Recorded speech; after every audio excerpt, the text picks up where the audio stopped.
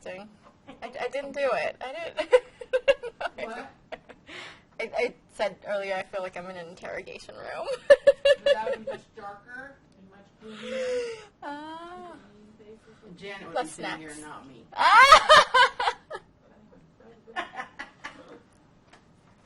All right.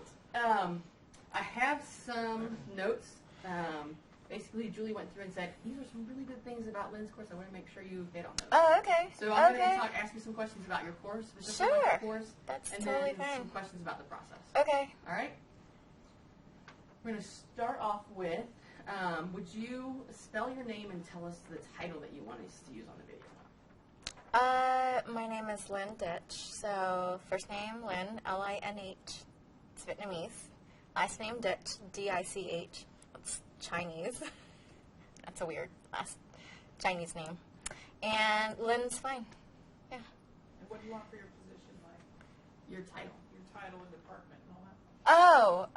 Oh, so I guess I'm a doctor technically. I'm an assistant professor in the in the English department. Is that what you're looking for? Okay. Okay. I'm just taking some notes as you talk, so Okay. ignore me. I'm just She's taking notes so later we can tell Michael, this spot, this spot. Got it. All right, so I'm going to talk a little bit about, or ask you a little bit about your course first, and then we'll go into process. Sound Okay. good? Mhm. And I might flip back and forth because I get lost. That's. I'm already lost, so Perfect. we'll be Get lost along together. great. Can you tell me a little bit how you use, what is Module 0 in your courses, and how do you use it to promote student success? So Module 0 for my 215 and 313 courses are basically introduction modules to the course. It's also the module that helps students figure out if this is a right fit for them.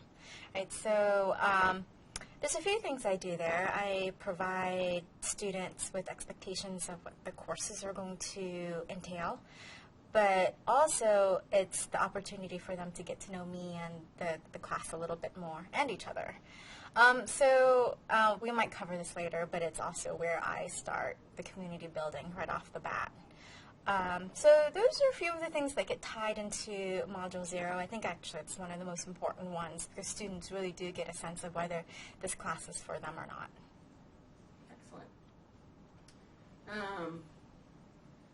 Tell me a little bit about how you use peer review in your courses, and what do your students get out of that? Okay. These courses are writing courses, and peer review is foundational for them to comprehend and build on their writing skills and concepts, and basically with the ultimate goal of making them better writers and more critical thinkers, right? So peer review to me does a few things. It allows students to, one, community build, so going back to that. Two, they get to see what other people are thinking and maybe even borrow concepts or approaches that are effective or useful for them. On the other side of the coin, they can also see what's not useful. So one of the ways they improve their writing is to see what works and what doesn't in more of a realistic situation, right? So that's another reason peer review is helpful. But I'm also hands-on with the peer review, so I am also commenting on the peer review itself, providing students a way to think about, what is also effective, what strategies they should be taking up, or how they should be thinking about what, let's say, Nancy or Andrew is doing. And that allows them to also bond a little bit better. So when I tell them, like, Andrew's doing really great with, this particular sort of approach, Andrew then can own that strategy, and then he begins to think about how he can apply that to other papers or other peer reviews as well. Excellent. My paper drop wasn't too loud. No, it's fine. Can you tell me a little bit about how you create assessments to make the content real for your students? So specifically things like the career interview, the digital literacy in your course, that type of stuff? So create assessments that make it real for students.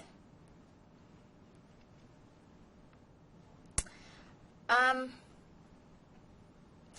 going to go back to peer review as part of trying to connect these 2 points, because I do think that when not just me as the instructor is reading their work, the students' work, broadening the audience to other students in class also allows them to be aware of a different audience altogether and of other different perspectives as well. So there's a diversity component in that, which I might get to later as well.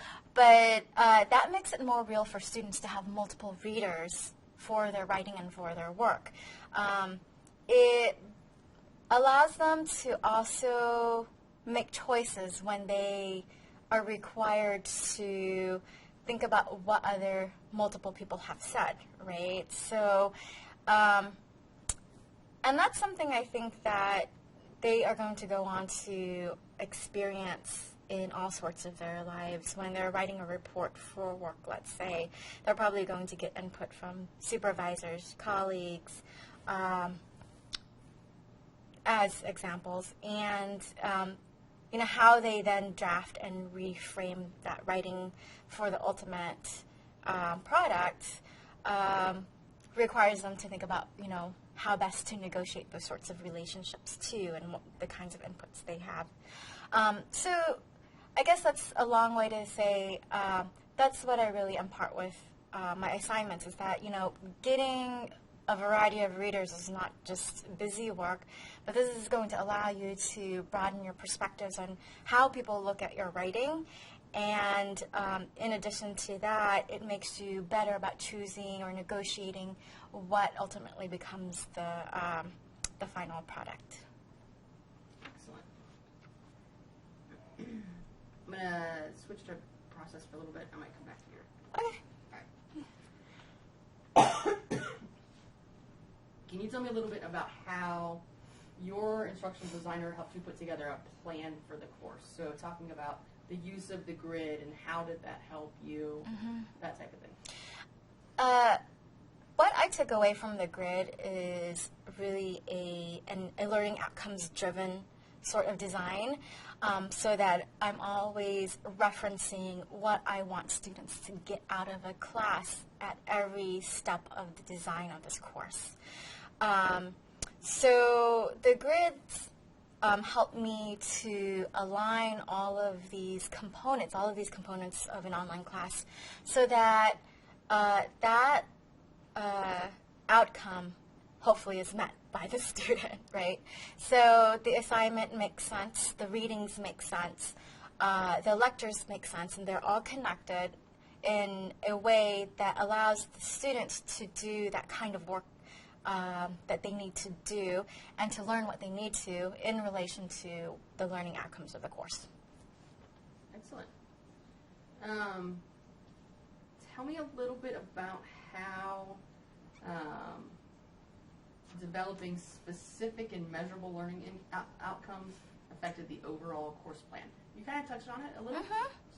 Expand on that a little. How your outcomes affect your course plan.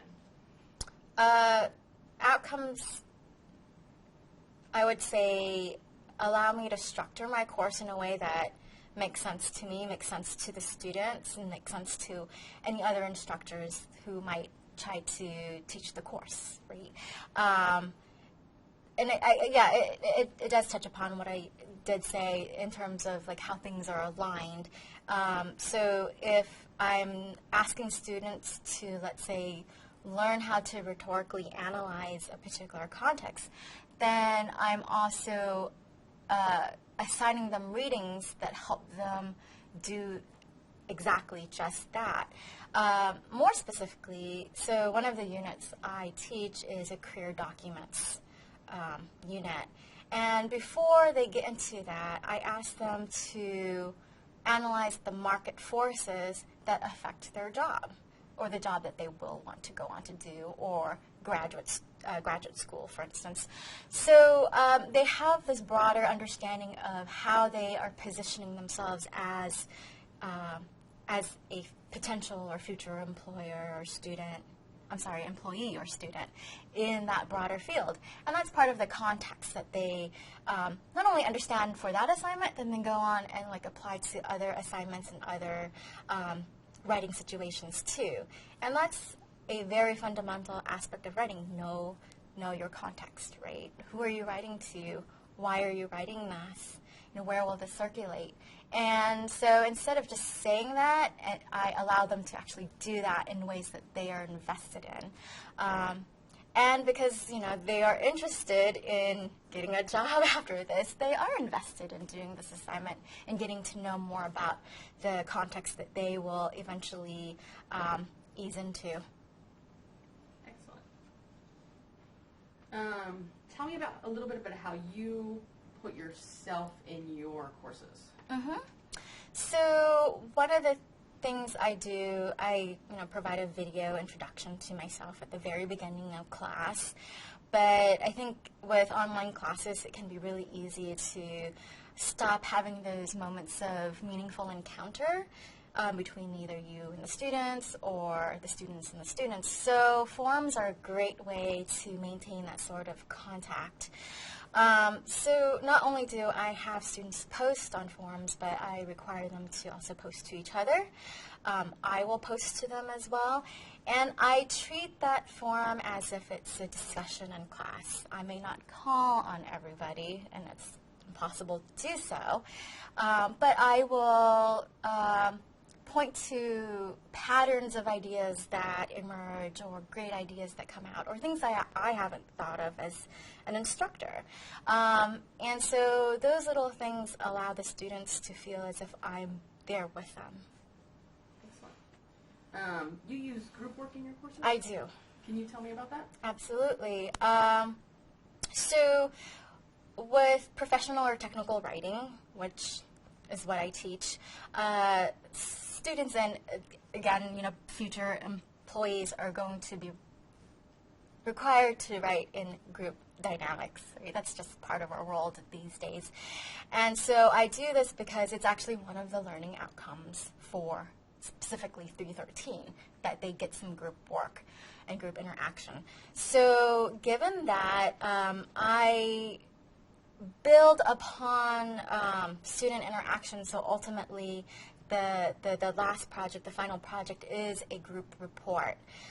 So through small things like forums, building up to peer review, and then having them work in small stakes group work before they go to their final report is how I somewhat nestle and build upon that sort of interaction. So that's the process itself. Did you want to hear about other aspects of it? Yeah. Tell me specifically how it works in your course. Okay, so for 313, which is where I mostly do the group work, I will either assign students a group of 3 to 4, or I have Canvas do it. Personally, I like to choose the students because I like having groups that are more diverse, and students bring different kinds of strengths to their group.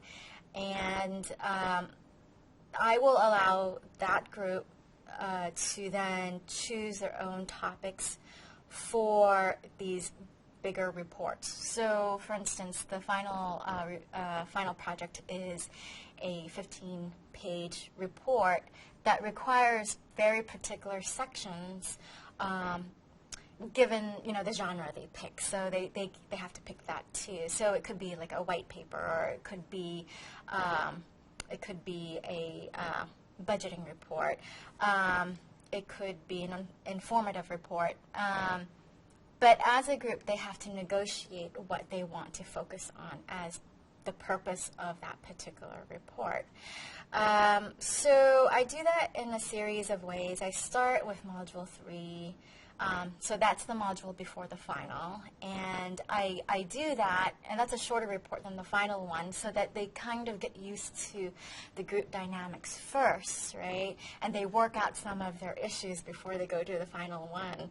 And I've had really good response with that. I've had students tell me that it allowed them to figure out what their weaknesses are as a group, and then to work on that for their final. And for these two modules, these two final modules, I require that they individually also turn in a self-assessment and a group assessment.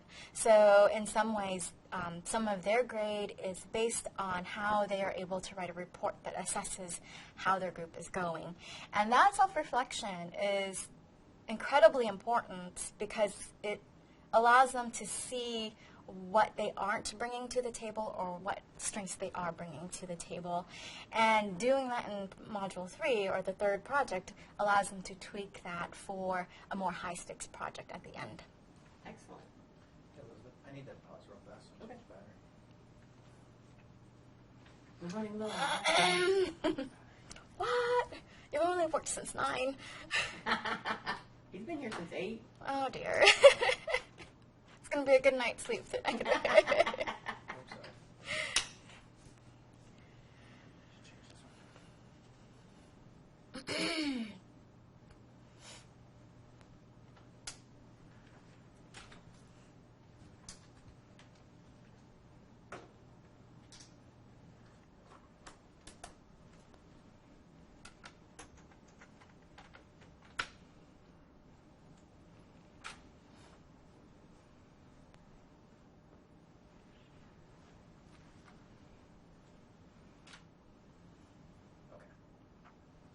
Good to go.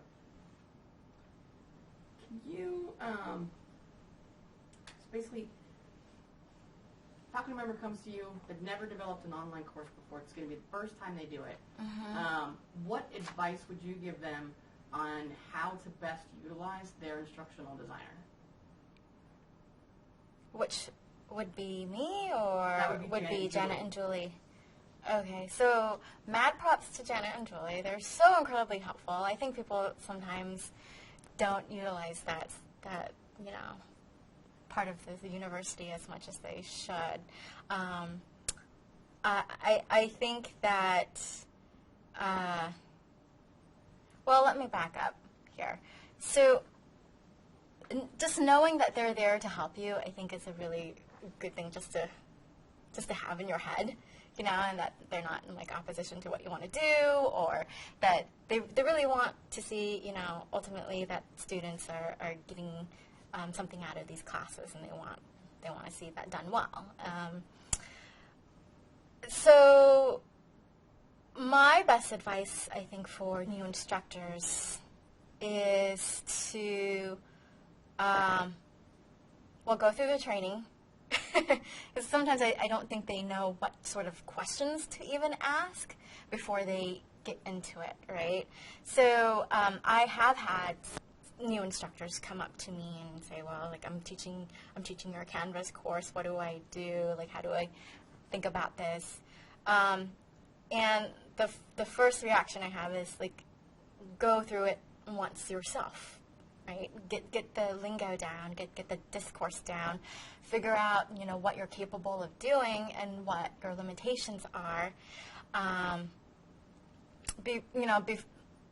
Maybe not before, because I do think Janet and Julie are incredibly open to any sorts of questions. But I think it's more useful when you're able to go through the said training, the courses, and understand that context too, before you are able to have maybe more productive or insightful questions for them. However, I think that given that Canvas in itself is always a moving target. Like any good, I think, management learning system, it's got new things coming in. It's got things I haven't even, figured out yet. So I I think it's also useful to know that you're just never going to know everything about Canvas. You're never going to know anything about this learning management system, and that's okay. And that the more that you work on it, the more comfortable that you will be too. And that, if you have like these ideas for what you want, go talk to them about like how you want that to actually manifest itself as, a reality. Like I came to them thinking, okay, this is kind of how I want this class to be, except I don't know how to imagine this, or I don't know how to picture this. So tell me what my limitations are. Tell me like what my parameters are. And I think those sorts of dialogues and conversations are incredibly useful. It made me a better designer. It made me a better teacher of the course. Excellent. Was there anything based on the questions that Julie sent you, or anything in your course that you want to highlight that I haven't asked you about? Sure. I think this goes beyond just the classes. I think online classes can be just as rigorous and just as engaging and just as productive as an offline or traditional course.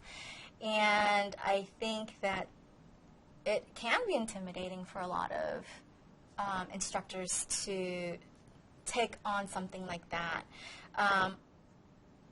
But there's a lot of benefits, too, to teaching an online course that I don't think a lot of people think about. Time is probably the most obvious one, but you're also talking about students who might have life circumstances that can't get them physically in class, or that they learn in different ways, too. I've had students who have had certain learning disabilities or social anxiety that prevents them from being in class itself, right? So these sorts of classes reaches those particular kinds of students.